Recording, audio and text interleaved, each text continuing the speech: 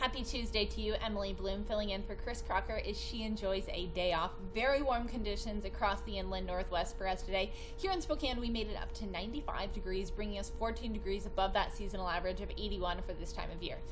81 would feel very nice right now. I'm sure many of you are hoping for a cool down. We are too. The record of 101 was set back in 1968. Air quality right now is moderate. It's kind of been going back and forth between yesterday and today with good and moderate.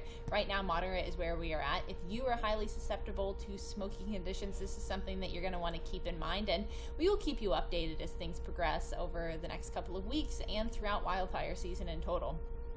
Tonight's lows, this is good news for us. We're finally back down into the 60s in the overnight hours. The big shift between the heat wave that we were in last week, the historic heat wave, and where we're at right now, still very warm conditions throughout the day. Our highs are still really warm, but we're at least cooling off in the overnight hours. It gives us all a chance to kind of debrief from the heat of the day. So you can see across the region, most of us in the 60s, Wenatchee cooling off to 72 degrees and 58 for those of you in Colville. That is your overnight low, and where you're going to be at as you are waking up tomorrow on your Wednesday.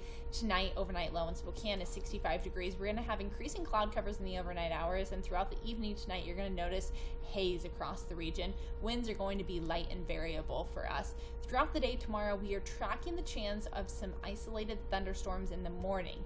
Now, if these do develop, they are going to be dry, little to no rain, so the big risk right now is going to be that lightning. And once we get through that, it's looking to be before 2 p.m. If it does develop, we are going to have gusty conditions in the afternoon. Winds are going to be between about 15 and 20 miles an hour. We could see gusts of up to 30 miles an hour. So you combine the lightning and then the wind makes for very dangerous conditions, not only for the existing wildfires across the region, but the risk for new ones. By the time we get to the 12 p.m. hour, getting closer to that 90-degree mark, and some of that cloud cover is starting to move out. 4 p.m. looking to be the warmest part of the day with those winds, and mostly sunny skies by that point. Our high of 94 degrees. So the big thing right now is that we do have a red flag warning in place because of that. As we take a look at our smoke and winds, you can see that it's mostly northern Washington that is just dealing with some light smoke right now. When we were taking a look at this map yesterday, Wenatchee and Spokane were both in the moderate category, probably because of the close proximity to some of those fires. The red flag warning does go into place at 2 a.m., lasting until 8 p.m. tomorrow evening. Essentially, that just means to take as much precaution as you possibly can throughout the day tomorrow.